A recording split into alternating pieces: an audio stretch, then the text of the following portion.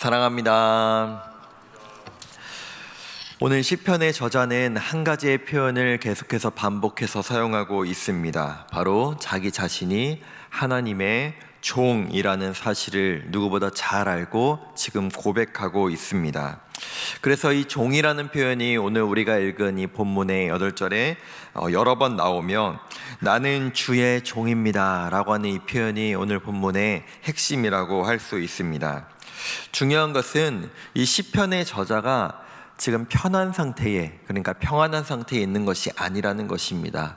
여러 번 자신이 공고하고 자신이 어려운 상태에 있다, 자신의 영혼이 피곤합니다 라고 고백하고 있는데, 그 가운데 이 시편의 저자가 가장 하나님 앞에 바라는 것은 주께서 이 모든 상황들을 해결해 주시옵소서, 주께서 나의 공고하고 이 어려운 상황을 주께서 나를 평안하게 해달라고 고백하고 있다는 것입니다.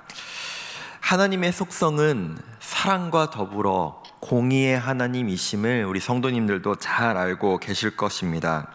하나님은 우리를 사랑하십니다. 하나님은 하나님의 자녀인 우리를 누구보다 사랑하십니다. 그렇기에 그 사랑하는 자녀들을 위해, 그 사랑하는 자녀들이 하나님의 뜻대로, 하나님의 계획대로 가기를 원하시기 때문에 그 공의를 이 땅 가운데 행하십니다.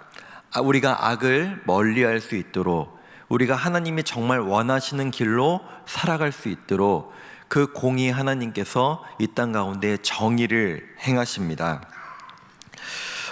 그것을 잘 아는 시편의 저자는 이렇게 고백하고 있습니다. 나를 박해하는 자들에게 나를 넘기지 마옵소서. 하나님은 공의와 정의를 행하시며 자기 자신을 사랑하는 분임을 누구보다 잘 알고 있기에 주님, 하나님의 말씀대로 살아가는 주의 종을 박해하는 자들로부터 나를 구원하여 주시옵소서, 나를 넘기지 마시옵소서 라고 고백하고 있는 것입니다.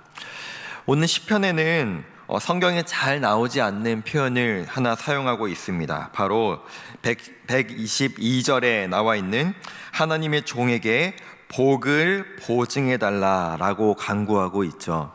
우리는 쉽게 성경 잠언에서도 보증하지 말라 라고 하는 표현을 잘 알고 있습니다. 그리고 우리의 일상에서도 가족한테도 보증 들면 안 된다라고 우리는 서로 우스갯소리로 자주 얘기하고 있는데요. 이처럼 보증은 마치 성경에서도 또 우리의 일상에서도 마치 금기어처럼 사용되는 한 가지 단어인 것 같습니다. 그런데 이 단어는 오늘 본문에서 매우 상징적으로 사용되고 있습니다.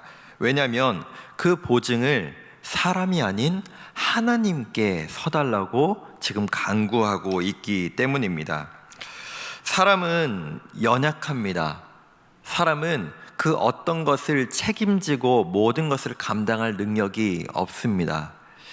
자녀를 키워보니 이 자녀가 크면 클수록 부모인 나임에도 불구하고 내가 내 자녀의 인생을 책임질 수 있을까? 보증할 수 있을까라는 질문에는 의문부호가 계속해서 떠오릅니다. 내가 내 자녀도 책임질 수 없고 내가 내 자녀의 인생도 보증할 수 없는데 우리가 누구의 인생을, 누구의 어떤 것을 보증할 수 있겠습니까? 그렇기에 우리는 누군가의 어떤 재산조차도 보증할 수 없기에 그 인생이 어떻게 될지 모르기 때문에 보증 들면 안 된다, 보증 사면 안 된다 라고 하는 것 아니겠습니까?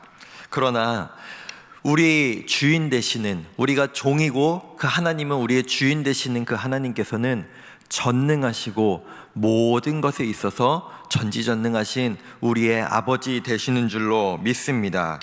그렇기에 이 시편 저자의 간구는 합당합니다. 사람이 아닌 자신의 주인 되시고 이 세상을 창조하신 하나님 앞에 나 자신의 그 복을, 나 자신의 인생을 보증해달라고 간구하고 있기 때문입니다. 그 보증의 내용이 바로 이것이죠. 의인들, 하나님의 말씀에 순종하며 그 말씀 따라 살아가는 자들을 주님 승리하게 하시고, 하나님 말씀을 거역하고 또 하나님의 자녀들을 박해하는 자들을 건져 주시옵소서라는 그 보증, 그 하나님께서는 분명히 그 보증을, 그 약속을 지키는 분인 줄로 믿습니다. 우리는 살아가며 나보다 강한 이 세상, 그 세상을 언제나 마주하고 그 세상 가운데 살아가고 있습니다. 우리를 짓누르고 우리가 정말 하나님 뜻대로 살아가기에 어렵게 만드는 그 세상, 그 무게감은 사실 제가 자주 만나는 우리 청소년 아이들도 그 무게감과 그 짓누름을 경험하며 살아가고 있는 것 같습니다. 그래서 아이들과 대화를 나눠보면 그 학업의 무게, 그 진로의 무게, 그 세상을 살아가며 감당해야 되는 그 많은 부담들로부터 짓눌려 살아가고 있습니다. 그래서 이런 의문들이 생기는 것 같습니다. 내가 정말 말씀대로 살아가면 내 인생 정말 잘 살 수 있을까? 이 말씀대로 살아가는 것이 정말 옳은 길일까? 라고 한없이 의문부호를 떠올리며 살아가고 있는 우리 아이들. 그러나 우리 하나님이 이 세상의 주인이시고 우리 인생의 주인이시며 우리 자녀들의 인생의 주인 되시는 줄로 믿습니다. 그렇게 우리의 인생, 우리의 자녀들의 인생을 분명히 보증해 주실 줄로 믿습니다. 성경에 자주 나오는 이 종이라는 표현, 오늘 시편 저자가 하나님 앞에 표현하는 나는 주의 종입니다 라고 하는 표현은 사실 2022년을 살아가는 우리에게는 와닿지 않는 표현이라고 생각합니다. 왜냐하면 우리는 평소에 종이라는 그 모습을, 종의 그 모습을 갖고 살아가는 사람들의 모습을 본 적이 거의 없기 때문입니다. 기껏해야 사극에서나 영화에서나 볼 수 있기 때문이죠. 그러나 이 성경에서 사용하는 이 종이라는 것은, 그 종이라는 사람은 선택도 판단도 할 수 없는, 정말로 그 주인의 명령에, 주인의 말씀에 살고 죽는 그런 존재를 의미합니다. 그렇게 우리는 하나님의 종입니다, 우리는 주의 종입니다 라고 한없이 사용하지만 정말 우리가 하나님의 종으로서 살아가는가 한번 돌아볼 필요도 있는 것 같습니다. 종이라는 것, 더 나아가 노예로 살아간다는 것, 세상에서는 치욕스럽고 굴욕적인 삶일지 모르지만, 그러나 하나님 앞에 나는 종입니다 라고 하며 살아가는 그 인생은 그 주인 되신 하나님께서 가장 좋은 길로 인도하시는 그 인생인 줄로 믿습니다. 그렇게 우리는 하나님 앞에 주님 저는 종입니다, 주님 저는 종입니다 라고 고백할 수밖에 없습니다. 그래서 우리는 하나님께서 우리에게 주시는 그 말씀, 그 명령을 의지하고 그 말씀에 순종하며 살아가는 인생이 되는 것입니다.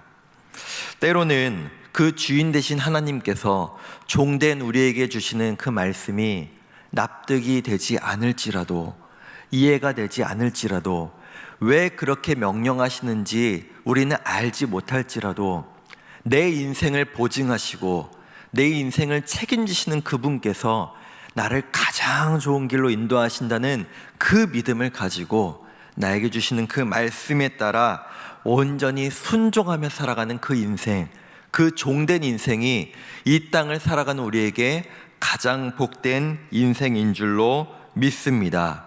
그런 우리가 가장 지키며 살아가야 될 그 말씀, 그 이유, 128절에서 이렇게 기록하고 있죠. 내가 범사의 모든 주의 법도들을 바르게 여기고 모든 거짓 행위를 미워하나이다. 아멘. 거짓된 길에 대해서 우리는 돌아설 수 있고, 또 그 하나님 말씀을 바르게 여기고 좋게 여기고 살아갈 수 있는 그 모습이 우리 가운데 있기를 원합니다. 말씀을 맺겠습니다. 우리 하나님은 나의 인생, 우리 자녀들의 인생을 보증하십니다. 세상 그 누구도 한 사람의 인생을 보증할 수 없지만 우리 하나님은 가능하신 줄로 믿습니다. 우리를 가장 좋은 길로 인도하시고 우리 인생을 책임지시는 하나님 앞에 나는 하나님의 종입니다, 그렇게 주님 나에게 말씀하옵소서, 주의 종이 그대로 행하겠습니다 라고 고백하며 살아가는, 그것이 오히려 승리하는 인생임을 고백하며 살아가는 저와 우리 성도님들의 인생이 되기를 간절히 소망하고 축복합니다. 기도하시겠습니다.